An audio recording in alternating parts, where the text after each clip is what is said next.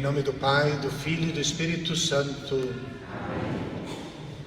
A graça e a paz de Deus, nosso Pai, e de Jesus Cristo, nosso Senhor, estejam convosco. Bendito seja Deus que nos reuniu no amor de Cristo.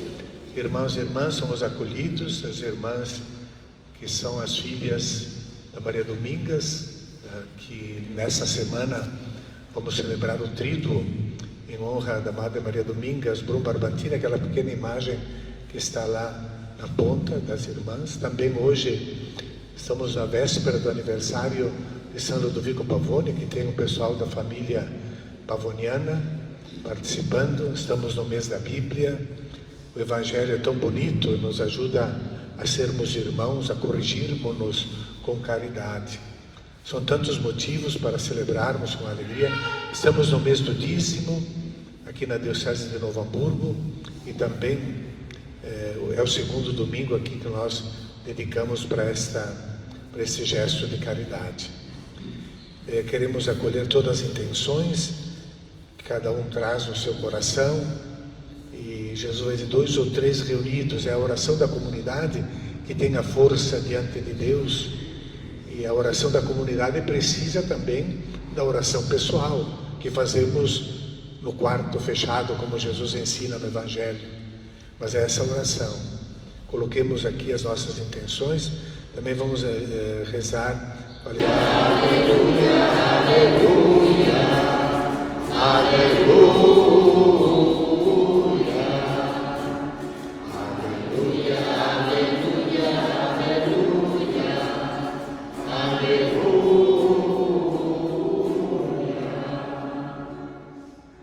O Senhor esteja convosco. Proclamação do Evangelho de Jesus Cristo segundo São Mateus. Naquele tempo disse Jesus aos seus discípulos: se teu irmão pecar contra ti, vai corrigi-lo, mas em particular a sós contigo. Se ele te ouvir, tu ganhaste o teu irmão. Se ele não te ouvir, toma contigo mais 1 ou 2 pessoas, para que toda a questão seja decidida sob a palavra de 2 ou 3 testemunhas. Se ele não vos der ouvido, dize-o à igreja. Se nem mesmo a igreja ele ouvir, seja tratado como se fosse um pagão ou um pecador público. Em verdade vos digo, tudo o que ligardes na terra será ligado no céu, e tudo o que desligardes na terra será desligado no céu. De novo eu vos digo, se 2 de vós estiverem de acordo na terra sobre qualquer coisa que quiserem pedir, isto vos será concedido por meu Pai que está nos céus. Pois onde 2 ou 3 estiverem reunidos em meu nome, eu estou ali no meio deles. Palavra da salvação. Glória a vós, Senhor. Senhor, interesse por nós, a vossa palavra, Senhor, é sinal de interesse por nós. Então, momento para meditarmos a palavra de Deus. A vossa palavra, Senhor, é sinal de interesse. Deus é que está mais interessado em nos salvar do que nós mesmos muitas vezes. Por isso essa preocupação na comunidade. A palavra de Deus, a palavra que ilumina, a palavra de Deus, não é uma palavra qualquer. E nesse mês da Bíblia, no Brasil aqui, a igreja nos propõe o estudo, a meditação, o aprofundamento da carta aos Efésios, onde vai dizer: revestivos da nova humanidade. Uma nova humanidade que vai trazer esse amor, esse carinho e a unidade. É a carta, assim os exegetas dizem que se a carta aos Colossenses, que são mais ou menos do mesmo período ali pelos anos 80, 85, de discípulos de Paulo, se a carta aos Colossenses ela tem uma temática eminentemente cristológica, O centro é Cristo, a revelação ali é bem cristológica, a doutrina é cristológica. A carta aos Efésios, ela é eclesiológica, é da comunidade.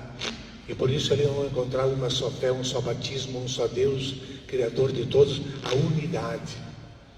E aqui, nessa carta,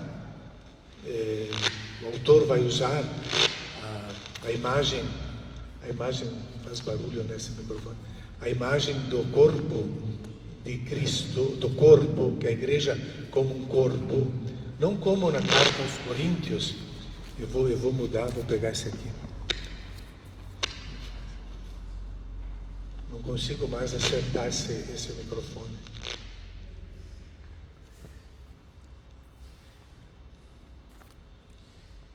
Não como na carta dizia aos Coríntios, em que a imagem do corpo é para acentuar a diversidade, e são diversos membros, mas formam um só corpo, é a diversidade. Aqui não, aqui na carta aos Efésios, quando faz essa comparação com o corpo, é para mostrar que é um só corpo, uma só cabeça. Então a unidade.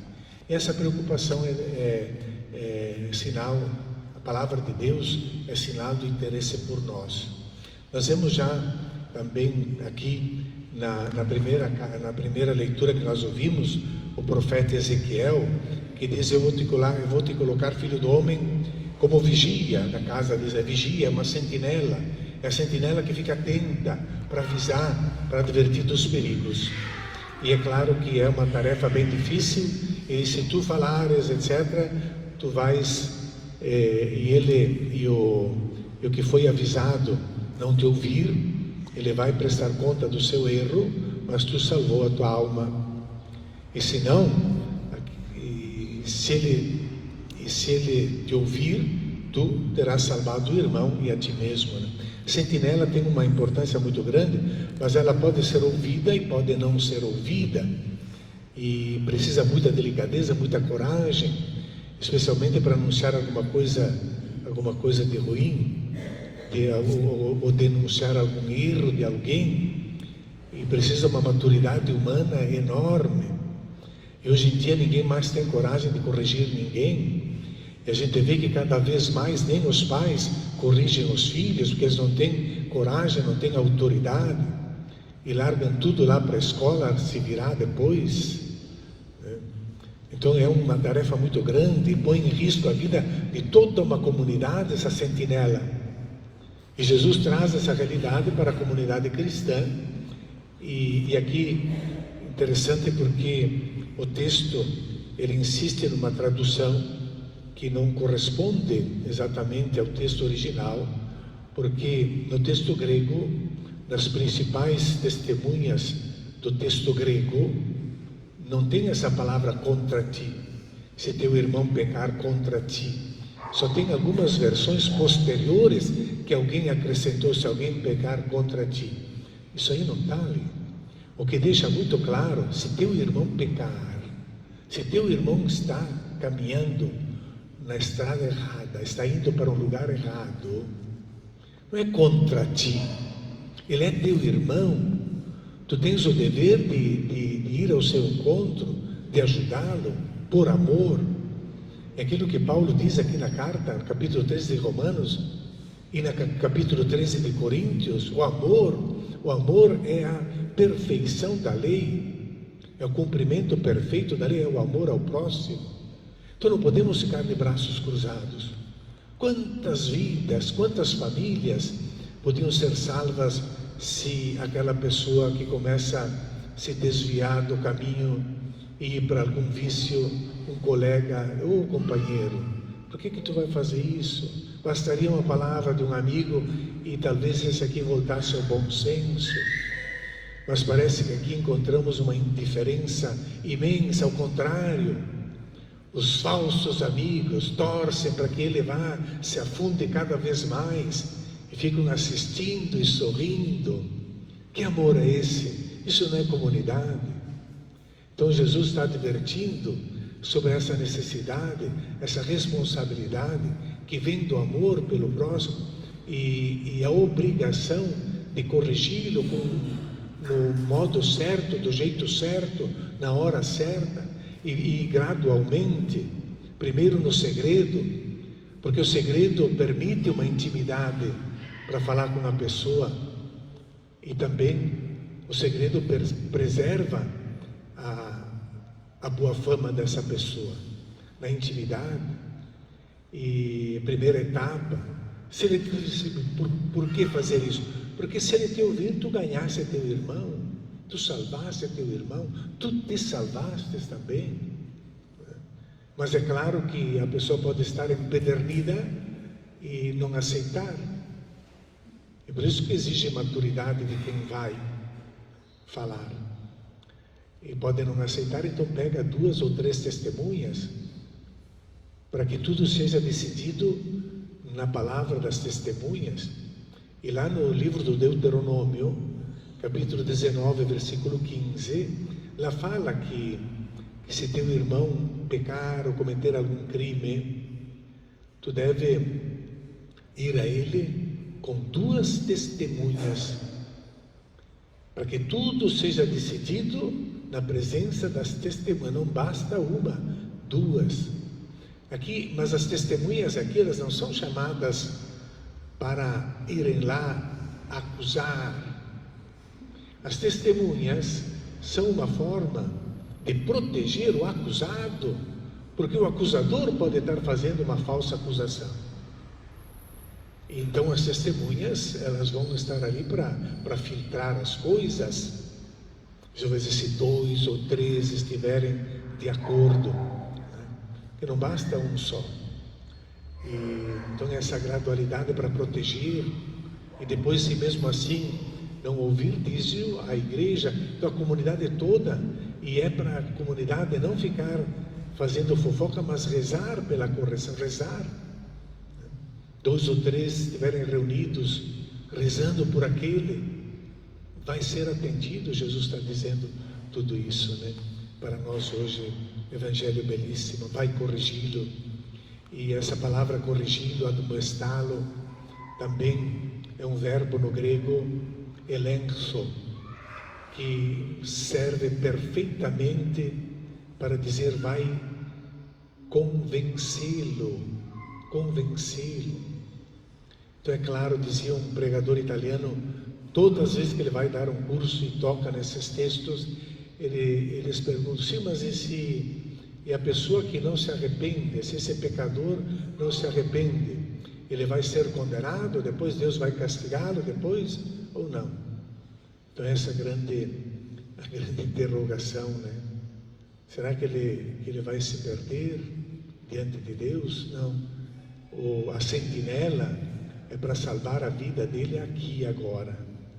Depois é a bondade de Deus que vai abraçá-lo.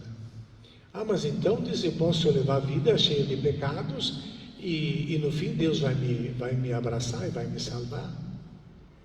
Então não compreendeste nada do que é o pecado.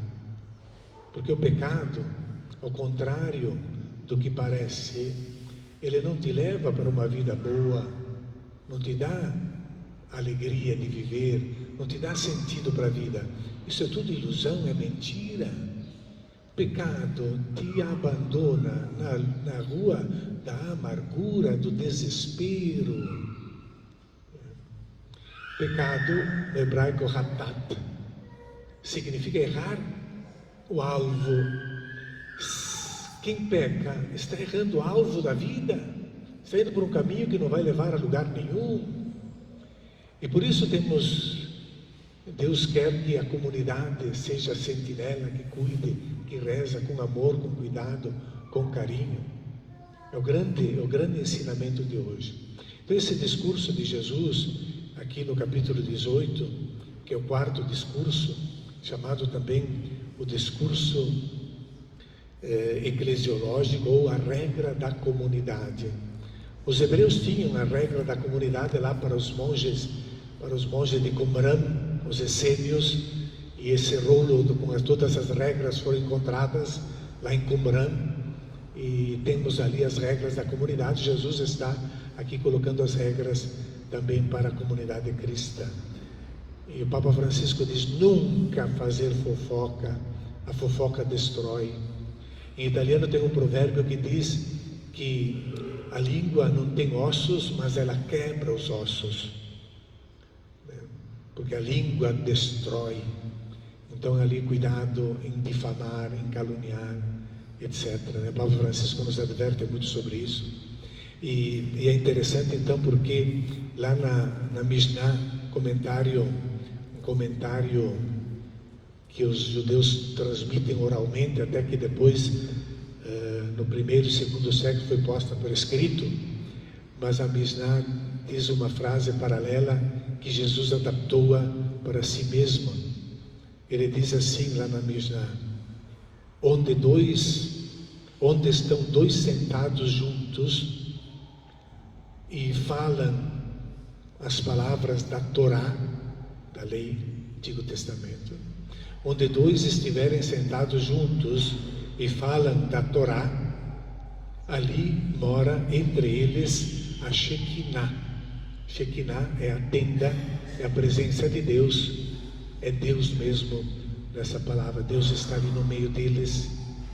E é claro, Jesus traz essa frase e se coloca nessa atualização, como Ele mesmo: eu estarei no meio deles, 2 ou 3, eu estou ali, porque Ele é Deus. E Jesus nos ensina a viver essa regra do amor.